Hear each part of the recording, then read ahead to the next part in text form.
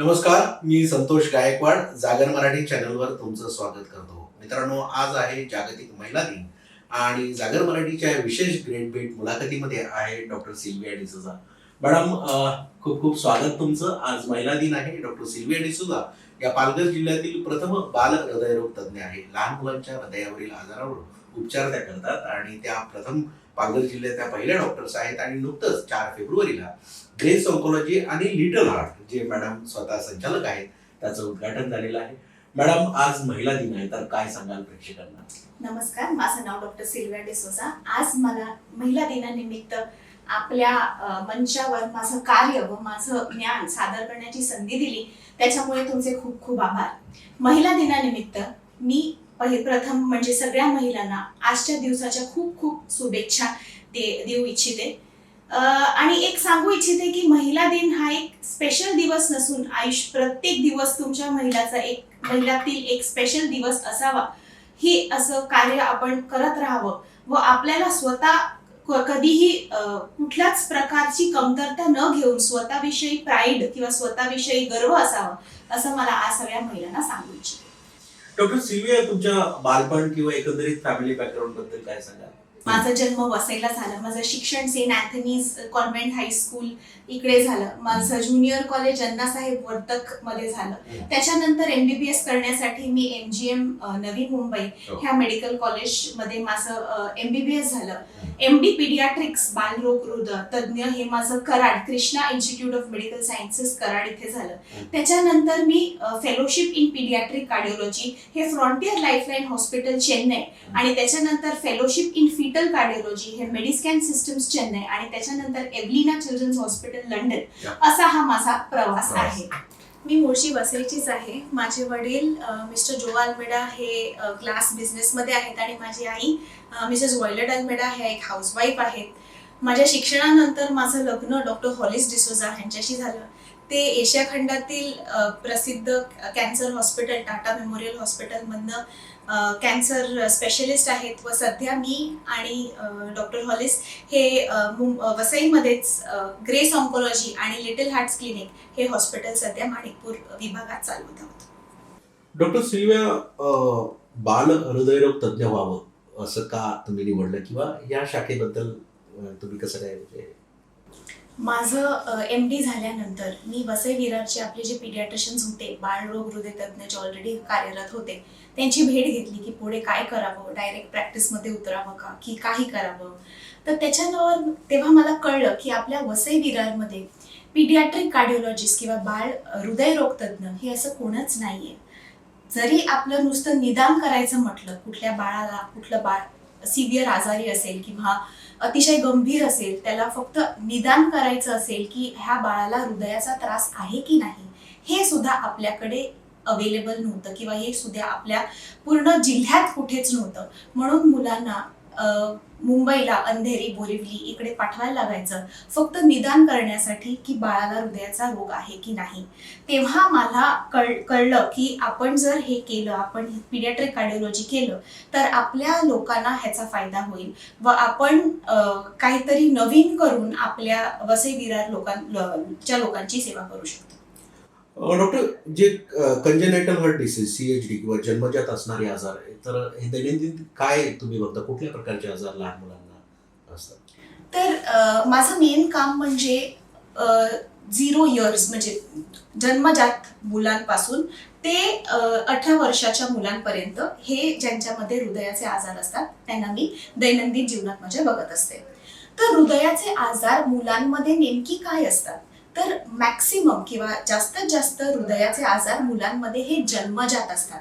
जन्मामध्ये आता प्रथम आपल्याला हे समजून घ्यायला लागेल की जेव्हा बाळ आईच्या गर्भात घडत असतं तेव्हा बाळाच्या हृदयाची जो आकार असतो किंवा जी जडणघडण असते ती वेगळी असते आणि बाळाचा जन्म झाला की त्याच्यानंतर त्याच्यात काही फरक पडतात. तर नॉर्मली आपलं हृदय हे एक 4 चेंबरचं स्ट्रक्चर असतं, वरचे 2 आणि खालचे 2. शरीरातील अशुद्ध रक्त जे असतं ते 2 रक्तवाहिन्याने राईट साईडला वरती येतं, वरून खालच्या चेंबरला जातं आणि खालच्या चेंबरमधून फुफ्फुसांकडे शुद्धीकरणासाठी जात असतं. शुद्ध झालं की रक्त 4 रक्तवाहिन्यांनी लेफ्टला वरती येतं, वरच्या चेंबर मधून खाली जातं आणि खालच्या चेंबर मधून आपल्या पूर्ण शरीराला सप्लाय होत असतं. पण बाळ जेव्हा आईच्या गर्भात असतं तेव्हा बाळ स्वतःहून श्वास नाही घेत, म्हणून त्याची शुद्धीकरणाची जी कार्य असते ते स्वतः ती क्रिया करू शकत नाही.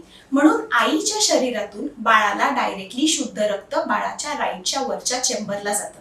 आता प्रत्येक बाळाला आईच्या गर्भात असताना हृदयात 2 होल असतात, वरच्या चेंबरच्या मध्ये आणि खालच्या 2 रक्तवाहिनींच्या मध्ये.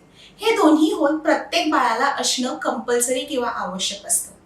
हे होल बंद कधी होतात तर हे होल बाळाचा जन्म झाला, बाळ रडायला लागलं आणि त्याच्यानंतर फुफ्फुस जी बंद आहेत ती ओपन झाली, ते स्वतःहून त्याच्या शुद्धीकरणाची त्यांनी कार्य करायला लागले की त्याच्यानंतर राईट हार्टचे जे प्रेशर असतात ते कमी होतात आणि हे दोन्ही होल जे आहेत हे बाळाच्या जन्माच्या नंतर बंद होतात.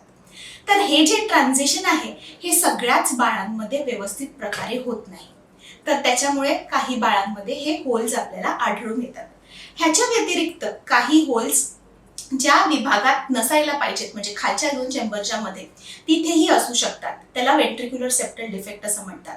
आणि त्याच्या व्यतिरिक्त जेव्हा हृदयाची जडणघडण होत असते तेव्हा कुठल्या हृदयाची ज्या रक्तवाहिन्या असतात त्या उलट्या ओपन होतात, काही व्यवस्थित डेव्हलप होत नाही, त्या छोट्या राहतात, म्हणून त्याच्यातून ब्लडला बाहेर वगैरे पडायला त्रास होऊ शकते.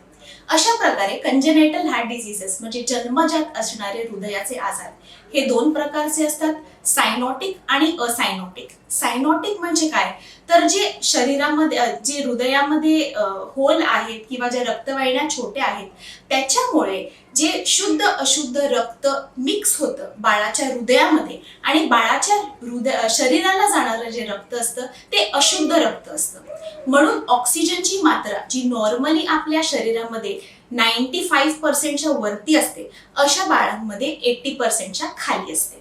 हे झाले सायनोटिक हार्ट डिझीज. दुसरे म्हणजे असायनोटिक हार्ट डिझीज.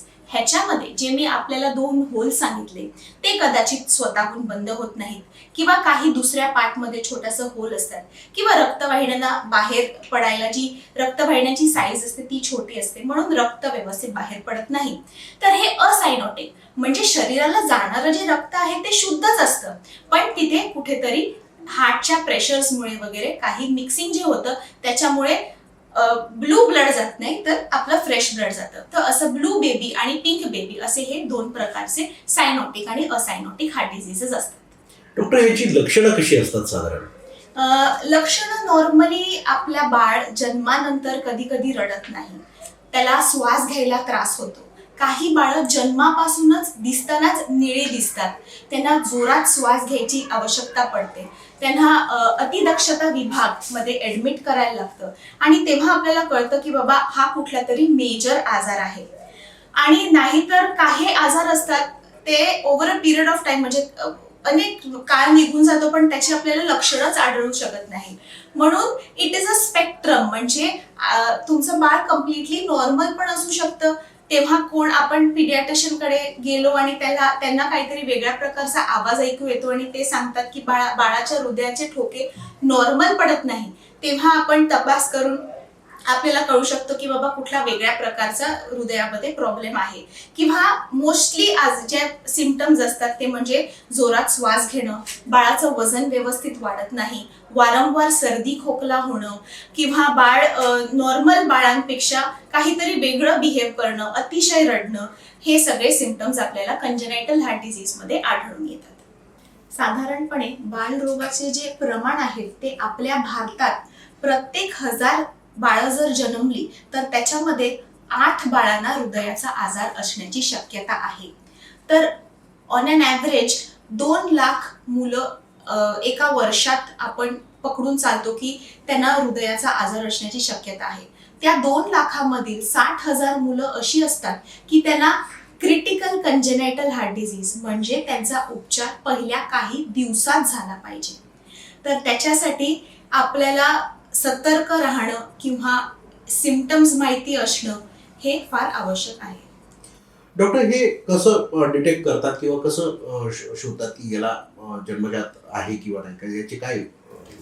तर बेसिकली पहिलं म्हणजे पीडियाट्रिशियन्स, आम्ही जेव्हा बालरोग ह्याची ट्रेनिंग घेतो तेव्हा काही सिम्पटम्स असतात जे असं मी तुम्हाला सांगितलं की बाळाचा जन्मानंतर बाळ आपल्याला निळं दिसतं, बाळ व्यवस्थित श्वास घेत नाही, तर त्याच्यामध्ये आपण सस्पेक्ट करतो की ह्या बाळाला हृदयाचा त्रास असू शकतो.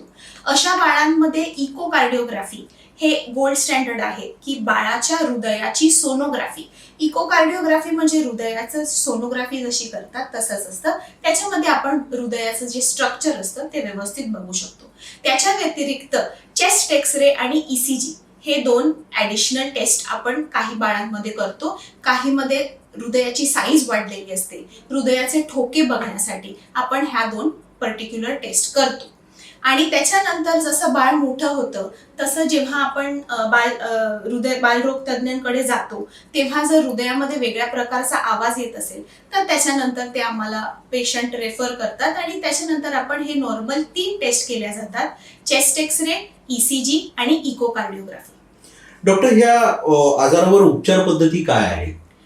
बरेच असे आजार ह्या आपल्या कंजेनायटल हार्ट डिसीज मध्ये आपण जे बघितले त्याच्यातले असायनोटिक हार्ट डिसीज म्हणजे ज्या बाळाला शुद्ध रक्तच जातंय त्याच्यामध्ये काही छोटे होल्स वगैरे असतात. हे होल्स बऱ्यापैकी स्वतःहून बंद होण्याचे चान्सेस असतात. वरच्या चेंबर मधील होल, खालच्या चेंबर मधील होल आणि खालच्या 2 रक्तवाहिन्यांच्या मधील होल हे सगळ्याहून जास्त कॉमन असलेले आपले आजार असतात. ह्याच्यातले बऱ्याच अराउंड 90% स्वतःहून बंद होऊ शकतात. ते पर्टिक्युलर साईज वगैरे त्यांची असेल तर ते 4 वर्षापर्यंत आपण थांबतो. 4 वर्षापर्यंत ते बंद होऊ शकतात. प्रत्येक टाईपचा जो होल असतो त्याची शस्त्रक्रिया करण्याचा एक पर्टिक्युलर टाइम असतो. तर आपल्या पिडियाट्रिक कार्डिओलॉजिस्ट आपल्याला सांगतात की नाही बाबा, जर होल मोठा असेल तर आपल्याला शस्त्रक्रिया पहिल्या 3.5 महिन्यात करायला पाहिजे किंवा नाही आपण थांबू शकतो. 4 वर्षापर्यंत बाळाला जर सिम्पटम्स नसतील, वजन व्यवस्थित वाढत असेल, बाळाला कुठल्या प्रकारचं हॉस्पिटलायझेशन किंवा वारंवार भरती करण्याची गरज पडत नाही, तर अशा कंडिशन्समध्ये आपण नॉर्मली 4 वर्षापर्यंत थांबतो. जर साधा होल असेल आणि तो आपल्याला बंद करायचा असेल तर ते पण त्याच्यासाठी 2 आपल्याकडे टेक्निक्स आहेत. एक म्हणजे कॅथेटरायझेशननी आणि दुसरं म्हणजे सर्जरीनी. जे होल्स छोटे असतात, बाळ मोठं झालेलं असतं, सिम्पटम्स नसतात, अशा कंडिशन्समध्ये आपण कार्डियाक कॅथनेट डिव्हाइस क्लोजर करू शकतो, ज्याच्यामध्ये पायाच्या नसातून वायर हार्टमध्ये घातली जाते, त्याच्यावरती ते डिव्हाइस माउंट केलं जातं आणि जिथे तो होल आहे त्याच्या दोन्ही साईडला तो डिव्हाइस बसवला जातो. हे कार्डियाक कॅथ किंवा अँजिओग्राफिकली आपण हा प्रोसेस करतो. ह्याच्यामध्ये नॉर्मली 3 दिवसात बाळ भरती होतं, दुसऱ्या दिवशी प्रोसिजर होतं, तिसऱ्या दिवशी बाळाला डिस्चार्ज मिळून जातो. पण जर सायनोटिक हार्ट डिसीज असेल किंवा कुठल्या प्रकारचं मोठा होल असेल जो अँजिओग्राफिकली बंद होऊ शकत नाही किंवा बाळ छोटं असेल आणि होल मोठा असेल तर आपण लवकर शस्त्रक्रिया करतो. अशा कंडिशन्समध्ये आपण सर्जिकल किंवा ओपन हार्ट सर्जरी करून हे प्रोसेस केले जातात. काही कंजेनायटल हार्ट डिसीजेस सिव्हिअर असतात, क्रिटिकल असतात. अशा कंडिशन्समध्ये आपल्याला कधी 2 स्टेपमध्ये, कधी 3 स्टेपमध्ये आपण ही प्रोसेस करू शकतो. तर कधी मिक्स म्हणजे अँजिओग्राफिकली आणि दुसरी स्टेप मग सर्जरी असू शकते किंवा कधी काही कंडिशन्समध्ये 3 सर्जरीज आपल्याला वेगवेगळ्या लागू शकतात. तर सिव्हिअरिटीनुसार जी टाईपची आपली कंडिशन आहे त्याच्या सिव्हिअरिटीनुसार आपल्याला वेगवेगळी ऑप्शन्स दिले जातात. आयदर तुम्ही थांबून 4 वर्षापर्यंत बघू शकता हे स्वतःहून रिकवर होतंय की नाही. दुसरं म्हणजे अँजिओग्राफीनी कसं आपलं डिव्हाइसने आपण होल बंद करू शकतो. तिसरं म्हणजे ओपन हार्ट सर्जरी, जिथे पूर्ण आपण चीर घेऊन हृदय ओपन करून बाळाला हार्ट लंग मशीनवर टाकून जो काय प्रोसेस असतो तो सर्जिकली कार्डियाक सर्जन्स करतात आणि हे आपलं मल्टिपल मेथड्स हे ट्रीटमेंटचे असतात.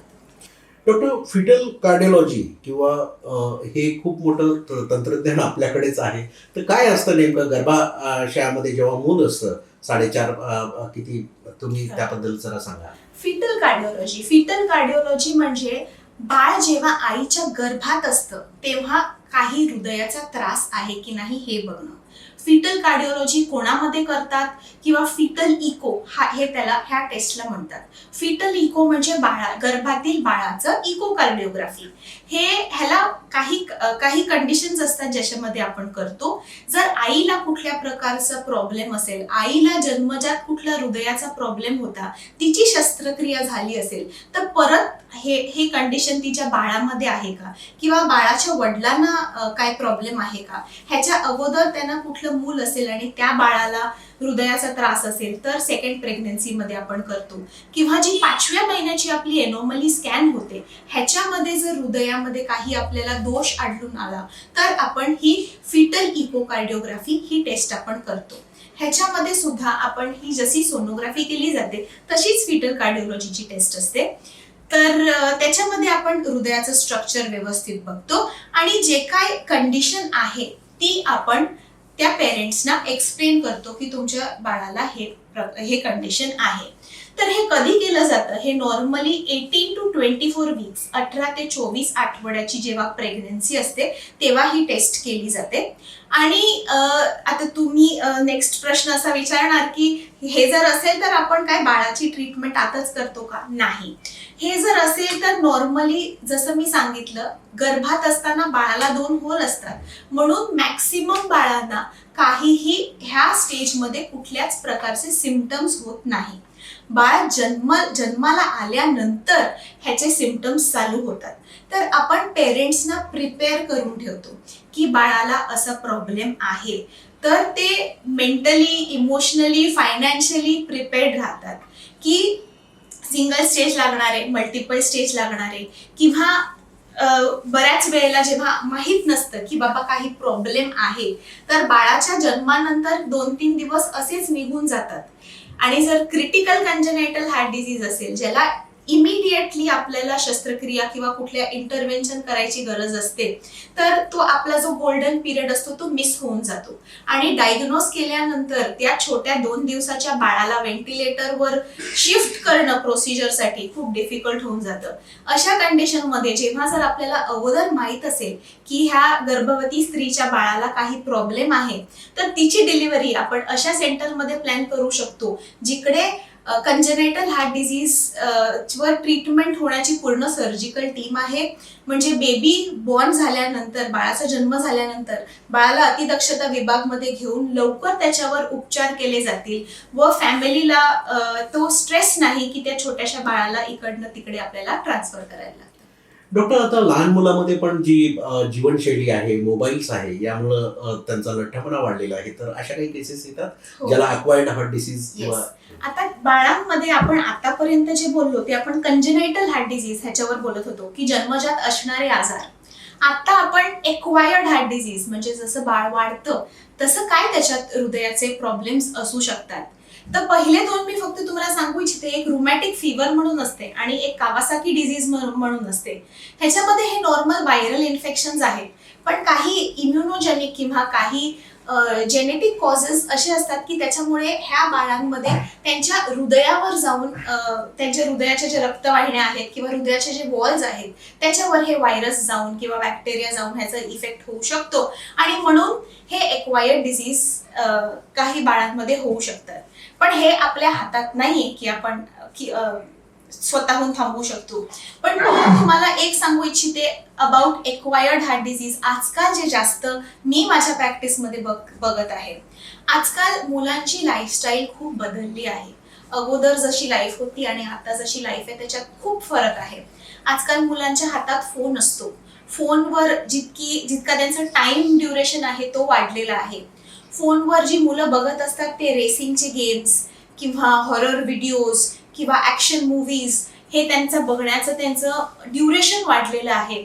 म्हणून हे त्यांना सायकोलॉजिकली पण इम्पॅक्ट करतं आणि फिजिकली पण इम्पॅक्ट करतं. छोट्या मुलांमध्ये बीपीचा आजार जास्त आजकाल आपल्याला आढळून येतं. त्याचं मेन मुख्य कारण म्हणजे सेडेंटरी लाईफस्टाईल. बाहेर मुलं जात नाही आजकाल खेळायला, घरच्या घरी बसतात, मोबाईलवर खेळतात. माझ्या प्रॅक्टिसमध्ये मी कुठल्या बाळाला 12-13 वर्षाचं बाळ असलं, मुलगा असला, त्याला विचारलं तू कुठला गेम खेळतो, तर तो मला मोबाईलच्या गेमची नावं सांगतो. तर क्रिकेट, फुटबॉल हे तर आता गेलंय, आउटडेटेड झालंय आणि मोबाईलच्या गेम्स, मोबाईलवर क्रिकेट आणि मोबाईलवर फुटबॉल आजकाल मुलं खेळत आहेत.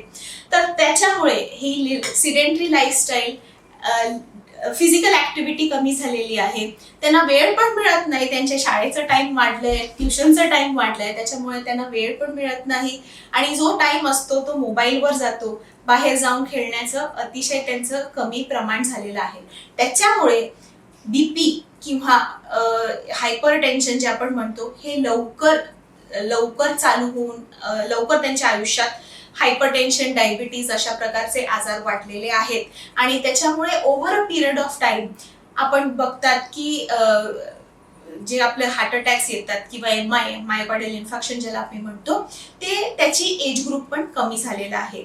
आणि हे आपण अवॉइड करू शकतो, हे आपण थांबवू शकतो. आपल्या मुलांना एक लिमिटेड टाइमसाठी फोन द्या. फोन देताना ते मोबाईलवर काय बघतायत ह्याच्यावर पालकांचं लक्ष असलं पाहिजे. त्यांना सुट्टी असेल, त्यांना सॅटर्डे संडे कंपल्सरी घरातून बाहेर पडून त्यांना खेळायला त्यांना आव्हान द्या. त्यांची फिजिकल ऍक्टिव्हिटी वाढवा, त्यांचं स्क्रीन टाइम कमी करा आणि ह्याच्यामुळे त्यांना एक हेल्दी लाईफस्टाईल, जंक फूड कमी करा. पिझ्झा, बर्गर, चायनीज हे पण आजकाल खूप जास्त वाढलंय नॉर्मल पेक्षा. तर हे 3 पॉइंट जर आपण छोटे असल्यापासून त्यांना एक वळण लावलं तर हे त्यांच्या पुढच्या भावी आयुष्यात त्यांना डेफिनेटली हेल्प करणार आहे. डॉक्टर, एक छोटासा प्रश्न. अनेक पालक असतात, त्यांची गरीब परिस्थिती असते, तर लहान मुलांसाठी पण खूप सेवाभावी संस्था आहेत, काही हॉस्पिटल्स आहेत, त्याबद्दल तुम्ही काय मार्गदर्शन कराल? किंवा असे पेशंट आपल्या क्लिनिकला अप्रोच झाले तर त्यांना काय सल्ला, समुपदेशन? तुम्ही बघितलं सर तर जे कंजेनायटल हार्ट डिसीज, जन्मजात असणारे हृदयाचे असतात, ते मॅक्सिमम लो सोशो इकॉनॉमिक स्ट्रेटामध्ये आपल्याला जास्त आढळून येतात. त्याचं काय कारण असं आपल्याला काय माहित नाही. पण अशा वेळेला आपलं मुंबईमध्ये आपल्याकडे टोटल 6 सेंटर्स आहेत जिथे मुलांच्या हृदयाचे प्रोसिजर्स, अँजिओग्राफी आणि सर्जरीज होतात. तर इथे सगळीकडे फायनान्शियल हेल्प आपल्याला अवेलेबल आहे. RBSK स्कीम आहे गव्हर्नमेंटची, ज्याच्यामध्ये आपण सिव्हिल सर्जनकडनं लेटर आणतो आणि त्याच्यानंतर जे आपले Kokilaben Ambani hospital, Jupiter hospital, हे जे आपले मेजर सेंटर्स आहेत, तिथे निम्म्यापेक्षा कमी पैशात हे प्रोसिजर्स आपले होतात. त्याच्या व्यतिरिक्त खारघरला सत्यसाई हॉस्पिटल म्हणून एक सत्यसाई ट्रस्ट हॉस्पिटल चालवते. तिथे मुलांच्या हृदयाची प्रत्येक शस्त्रक्रिया ही फ्री ऑफ कॉस्ट केली जाते. तर आपल्याकडे जे मॅक्सिमम पेशंट्स येतात त्यांना आपण ऑप्शन देतो. त्यांच्याकडे डॉक्युमेंट्स असतील, राशन कार्ड, आधार कार्ड, इन्कम सर्टिफिकेट, हे बेसिक डॉक्युमेंट्स जे आहेत ते असतील तर आपण, आणि थोडी त्यांची पैसे जमा करण्याची जर हे असेल, ऐपत असेल, तर ते मग आपण त्यांना ऑप्शन देतो की मुंबईला जे 5 ठिकाणं आहेत, 5 हॉस्पिटल्स आहेत जिथे या शस्त्रक्रिया होतात, तिथे त्यांना कुठे जायचं असेल आपण त्यांना तिथे तसं गाईड करतो. जर अजिबातच डॉक्युमेंट्स नसतील किंवा पैसे अजिबातच नसतील तर मग आपण सत्यसाई हॉस्पिटलमध्ये त्यांना त्यांची व्यवस्था करून देतो. तर आजकाल ते दिवस गेले की हृदयाचे ऑपरेशन्स करण्यातला खूप खर्च होतो किंवा ह्याचं आउटकम खूप चांगलं नाहीये. तर आजकाल आपल्याला फायनान्शियल हेल्प बऱ्यापैकी मिळते. गव्हर्नमेंटची स्कीम्स आहेत, खूप ऑर्गनायझेशन्स आहेत, Mahalakshmi trust, Siddhivinayak organisation, Rotary, जे बऱ्याच मुलांना हेल्प करतात. आणि मला 7 वर्ष झाली पिडियाट्रिक कार्डिओलॉजीमध्ये आणि अनेक, म्हणजे इट इज काउंटलेस की जितक्या मुलांचे आम्ही त्यांना गाईड करतो, त्यांना फायनान्शियल हेल्प मिळते आणि त्यांचे प्रोसिजर्स व्यवस्थित होतात. डॉक्टर सिल्विया, महिला दिनानिमित्त सर्व महिलांना काय संदेश द्याल? महिला दिनानिमित्त माझा एकच संदेश आहे. आज आपल्या देशात महिलांनी खूप प्रगती केली आहे. सगळ्या मोठ्या पदवींवर महिला कार्यरत आहेत आणि पुरुषांना खांद्याशी खांदा मिळवत प्रत्येक क्षेत्रात त्यांनी त्यांची प्रॉस्पॅरिटी किंवा त्यांनी प्रोग्रेस केलेला आहे. पण ह्याच वेळेला आपल्या देशात अनेक अशा स्त्रिया आहेत की ज्यांना ऑपॉर्च्युनिटीज मिळत नाही. त्यांना अजून त्यांच्याबरोबर तो भेदभाव केला जातो. अजून त्यांना ॲज अ फिमेल चाइल्ड असल्यामुळे ज्या फॅमिलीमध्ये मुलाला ज्या ऑपॉर्च्युनिटीज मिळतात त्या स्त्रियांना किंवा ॲज अ गर्ल चाइल्ड त्यांना मिळत नाही. तर प्रत्येक जी शिकलेली स्त्री आहे, प्रत्येक स्त्री जी आपल्या क्षेत्रात सक्सेसफुल आहे, तिने आज एक निश्चय करावा की मी कुठल्या तरी अशा स्त्रीला मदत करेल की जिला ही ऑपॉर्च्युनिटी मिळाली नाही. I would call this bridge the gap between a successful woman and a woman, I will not say not successful, पण जिला ऑपॉर्च्युनिटी मिळाली नाही सक्सेसफुल होण्यासाठी. तर मग ती कोण पण असो, तुमच्या घरात जी मेड आहे, तिच्या घरात ती जी मुलगी असेल, काहीतरी छोटंसं, पण आपल्या साईडून की आपण त्यांना काहीतरी ऑपॉर्च्युनिटी मिळावी म्हणून आपण आज एक निश्चय करावा आणि ह्याच्यासाठी प्रयास करावा की जरी त्यांना त्यांच्या घरी ऑपॉर्च्युनिटी नाही मिळाली तरी आपण ॲज अ सक्सेसफुल वुमन त्यांना अंडर प्रिव्हिलेज ज्या आपल्या लेडीज आहेत त्यांना आपण ही एक ऑपॉर्च्युनिटी द्यावी. हीच माझं आज सगळ्या लेडीजना आव्हान आहे. थँक्यू. तर मित्रो, या होत्या डॉक्टर सिल्विया डिसूजा. त्यांनी आपल्या जागर मराठी चॅनलला महिला दिनानिमित्त मुलाखत दिली. मॅडम, तुमचे खूप खूप स्वागत आणि भविष्यातील वाटचालीसाठी खूप खूप शुभेच्छा. नक्कीच आमचे प्रेक्षक जर लहान मुलांना कोणाला आजार असतील तर त्या तुम्हाला कॉन्टॅक्ट करतील, संपर्क करतील. मॅडम, आमचं जे चॅनल आहे जागर मराठी चॅनल हे मराठी भाषा संवर्धन प्रसाराचं काम करतं, म्हणून मी एक मराठी पुस्तक शिरीष पै यांचं मी तुम्हाला भेट देत आहे आणि एक छोटी जागर मराठी तर्फे तुम्हाला मी भेट वस्तू देत आहे. थँक्यू. धन्यवाद.